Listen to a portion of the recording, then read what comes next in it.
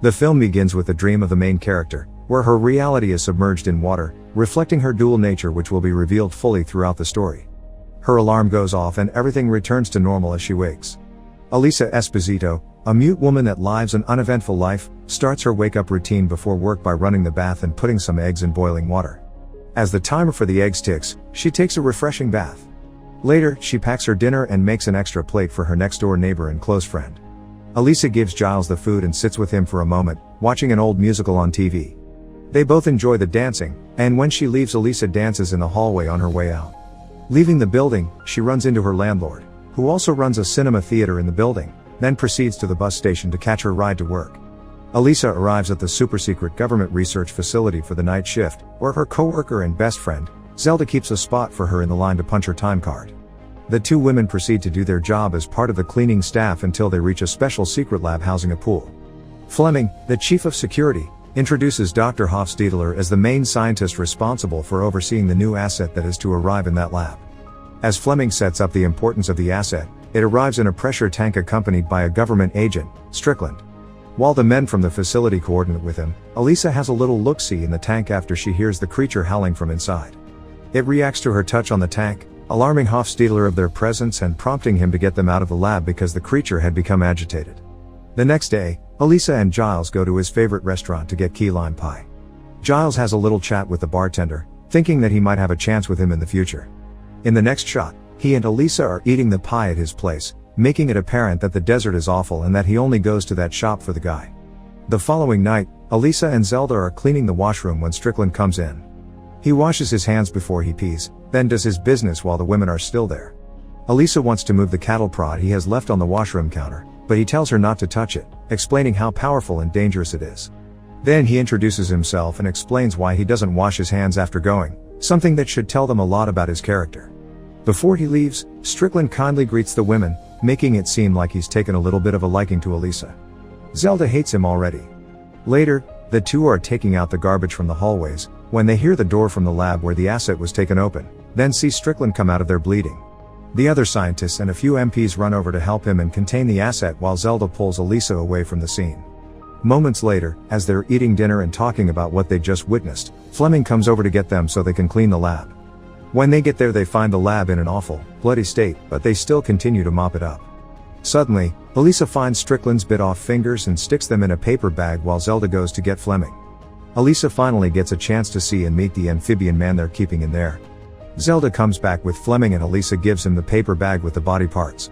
The following morning, Elisa tells Giles everything about what happened, but he doesn't believe her about the creature.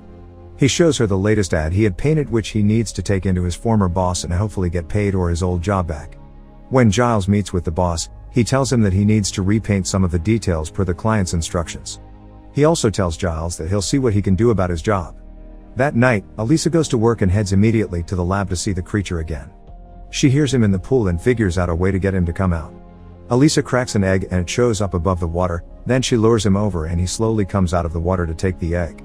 When she tries handing it over, the amphibian man freaks out, so she puts it down, gesturing the word in sign language. He calms and takes the egg, abruptly jumping back into the water. Zelda catches Elisa coming out of the lab and tells her that Strickland wants to see them both in his office.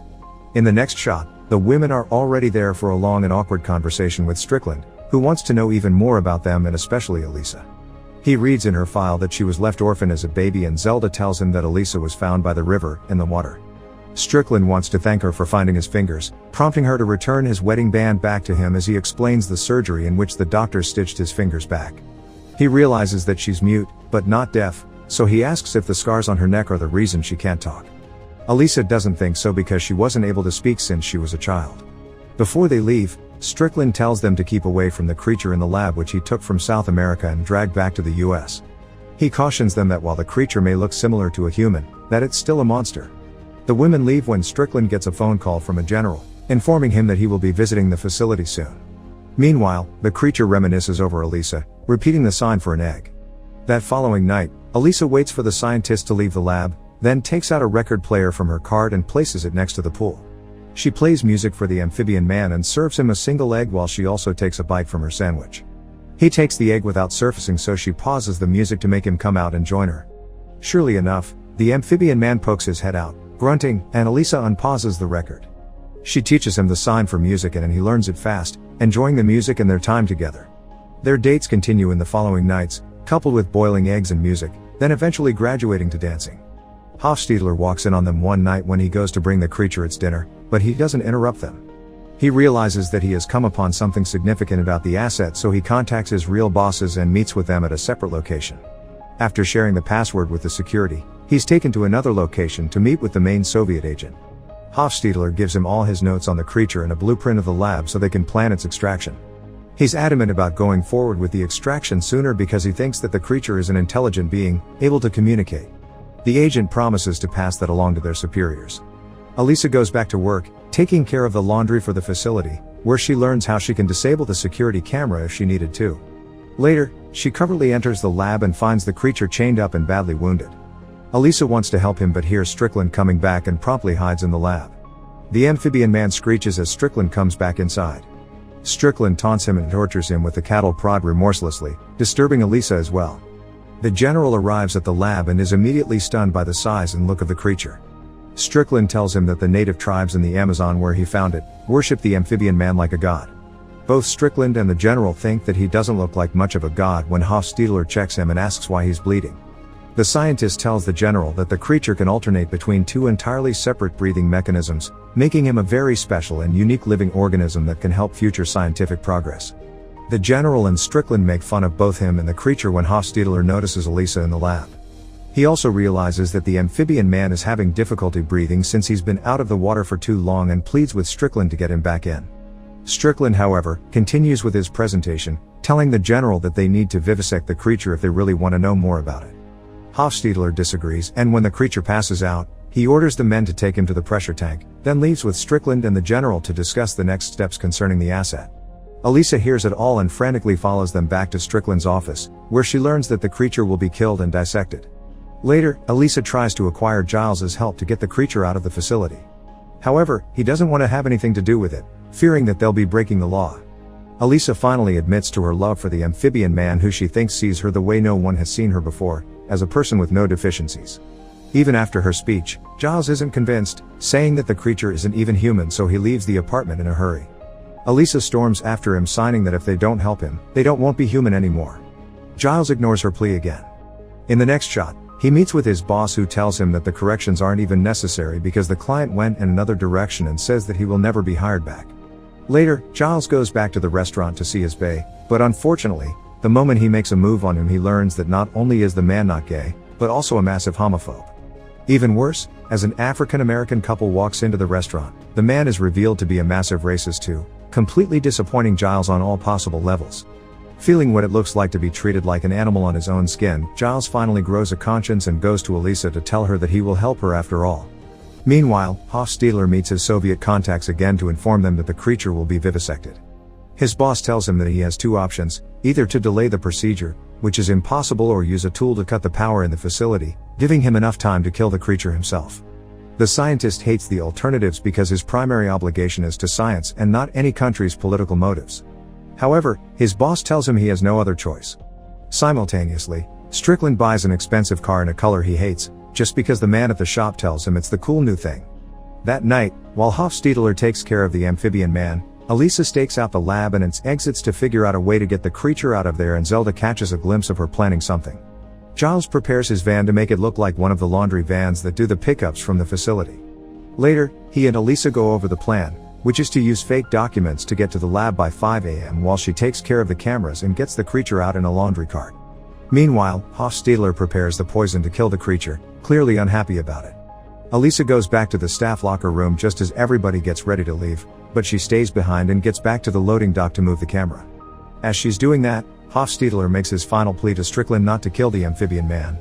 While they argue, he sees that Elisa's moving the cameras on the monitor, and when he realizes that Strickland won't budge, he decides to help her instead.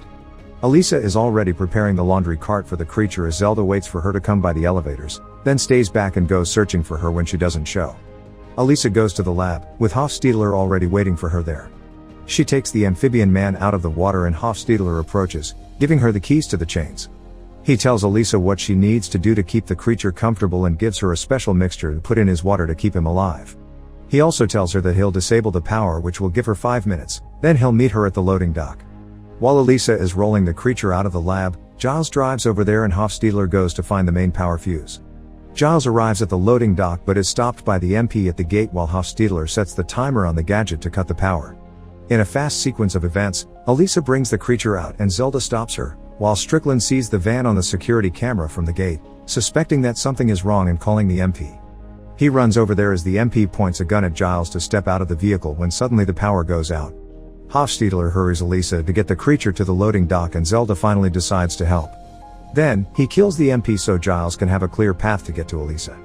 The four of them get the amphibian man into the van and Giles drives off, leaving Zelda and Hofstadler behind. Giles crashes into Strickland's car because he's mesmerized by the creature's beauty, giving the security enough time to catch up to them and to start shooting. Fortunately, the escape van makes it out of the facility, and Strickland is pissed. Later, Elisa and Giles get the creature comfortably into her bathtub so he can start breathing. They both rejoice because their plan worked as Strickland investigates the chain of events that allowed the creature to escape. The following morning, Elisa forges a new plan on how to set the amphibian man back into the ocean. She'll have to wait for the October rains to come and release him in the canal, so she writes it down in her calendar. Later, Elisa has a nice moment with the creature, showing their growing bond. That night, they all go back to work, pretending it's business as usual. Strickland questions Elisa and Zelda, then realizes that whoever planned the escape could not have been a simple member of the cleaning staff and dismisses them, convinced that the creature was grabbed by highly trained agents. Meanwhile, Giles takes care of the amphibian man in his apartment, but when he falls asleep, the creature hears the TV and leaves the bathroom. The amphibian man sees one of Giles's cats, then hunts and eats her, getting caught by Giles in the act. Giles yells at him to stop, scaring the creature terribly. He reacts by attacking Giles as well and running out of the building. Before Elisa and Zelda leave work, Hofstadler gives them another care package for the creature. Elisa tells him about her plan to release him and calls him a good man. Suddenly, she gets a phone call from Giles that the creature ran away, so she gets back to the apartments as fast as she can. Elisa finds the amphibian man in the downstairs cinema, drawn there by the sounds of the films, puzzled by what he's seeing. They have a touching moment together and then come back to tend to Giles. The creature has already learned that the cats are off the menu and he tries to make it right with Giles for eating one of them. He places his hand on Giles's head and his wound, glowing magnificently, signifying that something magical is happening.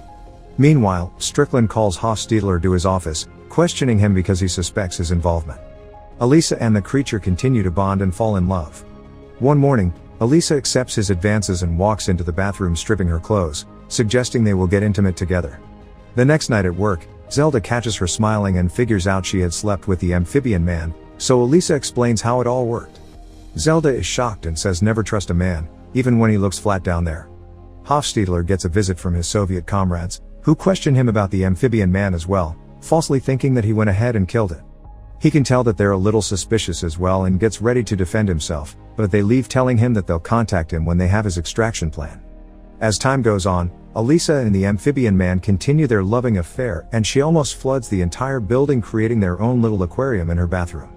Giles catches them in the act, stopping the flood from getting worse, but he relays no judgment. Moreover, he might be starting to believe the creature is really a god, considering it healed both his wound and made his hair grow back with a simple touch.